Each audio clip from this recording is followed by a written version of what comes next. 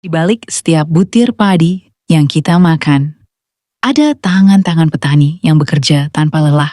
Dari menyiapkan lahan, memilih benih terbaik, hingga menjaga tanaman dari hama dan penyakit. Semuanya membutuhkan perencanaan. Tapi tahukah kalian, lebih dari sekadar kerja keras, kesuksesan pertanian juga membutuhkan sesuatu yang tak terlihat. Sebuah sistem, sebuah cara berpikir, sebuah proses. Itulah yang kita sebut manajemen. Manajemen dalam pertanian adalah kunci bagaimana petani bisa menghasilkan panen yang melimpah dengan biaya yang efisien dan tetap menjaga kelestarian alam. Manajemen bukan hanya soal catatan keuangan, bukan pula hanya soal atur-atur waktu. Tapi manajemen adalah tentang bagaimana kita mengelola semua sumber daya yang ada. Mulai dari tanah, tenaga, modal, hingga pengetahuan. Agar pertanian berjalan lancar dan menguntungkan. Sebagai mahasiswa pertanian, memahami manajemen bukan pilihan, tapi keharusan. Karena masa depan pertanian Indonesia ada di tangan generasi muda seperti kita. Halo semuanya, selamat datang di video tugas mata kuliah Manajemen dan Ekonomi Pertanian. Bersama kami, Kelompok 1. Kita akan membahas topik yang sangat penting bagi masa depan pertanian Indonesia, yaitu pengertian dan fungsi manajemen dalam pertanian. Pertanian itu bukan hanya tentang menanam dan memanen, tapi juga tentang bagaimana kita mengelola semuanya secara terstruktur, efisien, dan berkelanjutan. Yuk, kita mulai pembahasannya.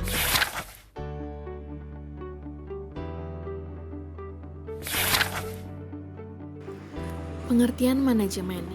Manajemen adalah sebuah proses kegiatan perencanaan, perorganisasian, menggerakkan, serta pengawasan untuk melakukan dan mencapai sasaran-sasaran yang telah ditetapkan melalui pemanfaatan sumber daya manusia serta sumber-sumber lain. Dalam konteks organisasi, manajemen juga berarti proses pengelolaan dan pengorganisasian berbagai kegiatan untuk mencapai tujuan organisasi. Manajemen pertanian adalah ilmu dan seni tentang pengelolaan usaha pertanian, meliputi perencanaan, pengorganisasian, pelaksanaan, dan pengendalian sumber daya pertanian untuk mencapai tujuan yang diinginkan, yaitu produksi yang efisien dan menguntungkan. Terdapat pula tujuan manajemen pertanian. Yang pertama, meningkatkan produktivitas dengan cara mencapai hasil produksi yang optimal dengan sumber daya yang tersedia. Yang kedua, meningkatkan keuntungan dengan cara mengelola usaha tani secara efisien untuk menghasilkan keuntungan yang maksimal. Yang ketiga, menjamin keberlanjutan dengan cara mengelola sumber daya alam secara berkelanjutan untuk menjaga kelangsungan usaha pertanian di masa depan. Lalu yang terakhir, mendorong inovasi dan adaptasi menghadapi perubahan lingkungan dan pasar agar usaha pertanian tetap kompetitif serta berkelanjutan. Dalam manajemen pertanian, terdapat faktor pendukung. Yang pertama, kebijakan pemerintah.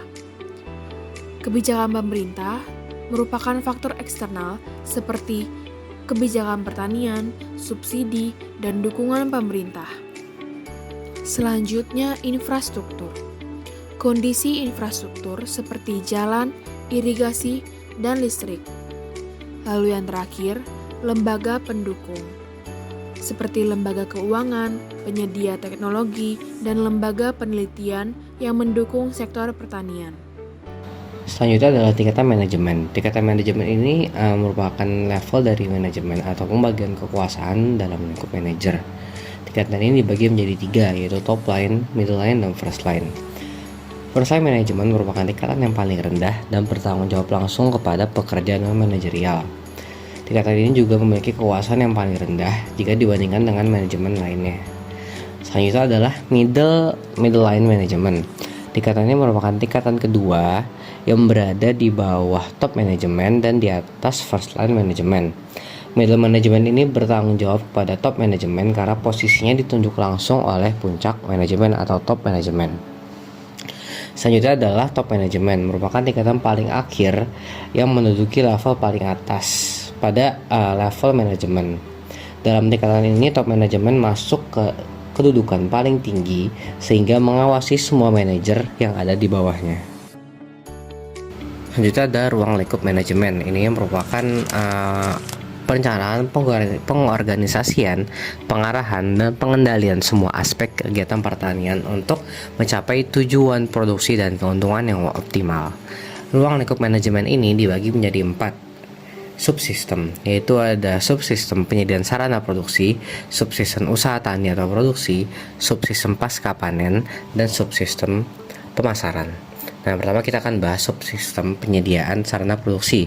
Jadi manajemen ini mengatur input pertanian seperti pengadaan benih, pupuk, pestisida, pangan ternak, atau kayak sarana-sarana produksi yang dibutuhkan selama proses dari pertanian atau peternakan ini.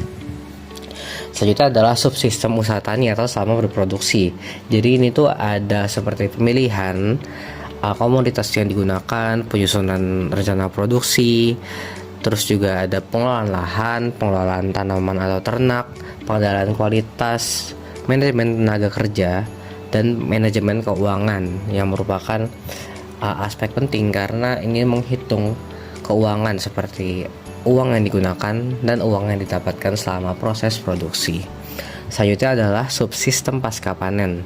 Ini merupakan subsistem yang mengatur kegiatan setelah masa produksi, yaitu seperti pemanenan, sortasi, pengemasan, dan penyembelihan hasil pertanian. Yang terakhir adalah pemasaran. Setelah dari 3 subsistem itu dilakukan, selanjutnya adalah pemasaran. Ini tuh kita akan menentukan target pasar, strategi pemasaran, dan saluran distribusi. Lalu dalam pemasaran ini juga ada promosi dan penjualan. Ini manajemen juga mengatur bagaimana promosi dan bagaimana penjualan dari hasil pertanian. Dan juga ada logistik, yaitu mengelola distribusi hasil pertanian dari petani ke konsumen. Apa saja fungsi manajemen? Jadi pertama-tama fungsi manajemen ini diterapkan sesuai dengan fungsi objek yang dikelola. Fungsi manajemen yang relevan untuk perusahaan agribisnis itu ada pertama planning, perencanaan, organizing atau pengorganisasian, directing, pengarahan, controlling, pengawasan, dan evaluasi. Kita akan bahas satu persatu. Yang pertama adalah planning atau perencanaan. Jadi planning ini meliputi mendefinisikan tujuan organisasi, apakah ini untuk mencari keuntungan atau hal lainnya. Lalu ada menyusun strategi untuk mencapai tujuan yang ditetapkan. Jika tujuan mencari keuntungan sebanyak-banyaknya, maka strategi ini akan disesuaikan dengan tujuannya. Ini adalah merancang aktivitas kerja organisasi dan memuat 6 unsur, yaitu the why, the way, the where, the when, the who, and the how. Jadi contoh di lapangannya, misalnya dalam kegiatan usaha tani, buruh tani dituntut untuk mesejahterakan hidupnya dengan memilih komoditas mana yang akan ditanam sesuai dengan harga panennya. Bila buruh tani ini memilih tanaman yang komoditasnya masih sedikit, maka kesempatannya untuk dapat meningkatkan kesejahteraan hidupnya akan meningkat karena harga komoditas barang tersebut dinilai lebih tinggi dari komoditas yang banyak ditanam oleh petani lainnya. Selanjutnya terdapat organizing atau pengorganisasian. Organizing atau pengorganisasian merupakan proses penting dalam manajemen di mana strategi dirancang dalam bentuk struktur organisasi yang tangguh, sesuai, dan kondusif dengan lingkungan sekitar. Tujuannya untuk mengelompokkan kegiatan, menentukan siapa yang bertanggung jawab atas kegiatan tertentu, dan memberikan kekuasaan atau wewenang agar kegiatan tersebut dapat dijalankan dengan efektif. Untuk contoh di lapangannya, dalam kegiatan usaha tani, keberadaan organisasi tani seperti kelompok tani, kelompok wanita tani, maupun gapoktan atau gabungan kelompok tani sangatlah bermanfaat. Organisasi ini menjadi wadah bagi para petani untuk bertukar pikiran, berbagai pengalaman, dan mencukupi kebutuhan usaha taninya secara kolektif. Dengan struktur yang baik, kelompok tani bisa menjalankan kegiatan taninya dengan lebih terorganisir dan efisien. Selanjutnya terdapat directing atau pengarahan. Pengarahan adalah langkah manajerial yang memastikan agar program yang telah dirancang bisa diimplementasikan dengan baik oleh seluruh pihak yang terlibat. Melalui pengarahan, organisasi bisa tetap hidup, berkembang, dan berkelanjutan. Ini dilakukan dengan membentuk tim kerja yang solid, komunikasi yang jelas, dan arahan yang tepat. Untuk contoh di lapangan, petani di lapangan seringkali mengalami busuk atau gagal panen karena berbagai faktor. Untuk mengatasi hal ini, pengarahan sangat diperlukan, misalnya melalui program seperti SLPHT atau Sekolah Lapang Pertanian Terpadu.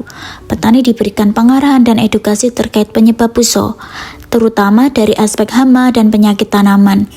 Dengan pengarahan tersebut, petani dapat memperoleh solusi konkret dan cara yang tepat dalam mengendalikan hama yang menyerang. Kemudian controlling atau pengawasan.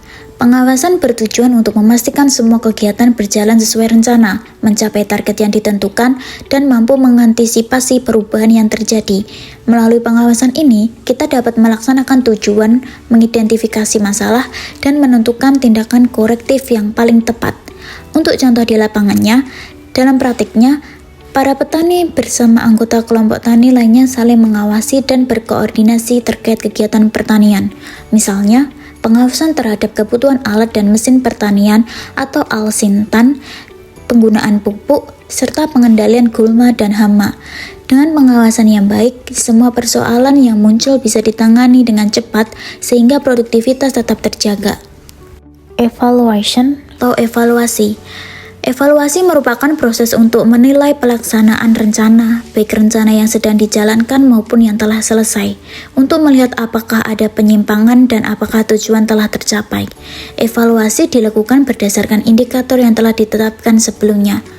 Contoh di lapangan, setelah beberapa bulan menjalankan kegiatan bertani, pengurus Gapoktan biasanya melakukan evaluasi dengan mengumpulkan data penggunaan dana, hasil panen, serta pendapatan anggota.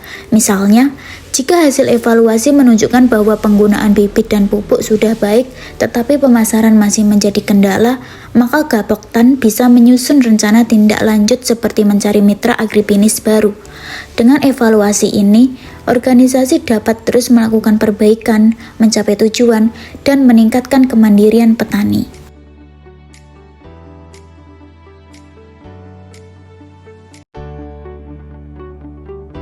Halo teman-teman, sekarang kita tahu bahwa pertanian tidak hanya butuh cangkul dan juga tanah, tapi juga butuh logika, strategi, dan manajemen.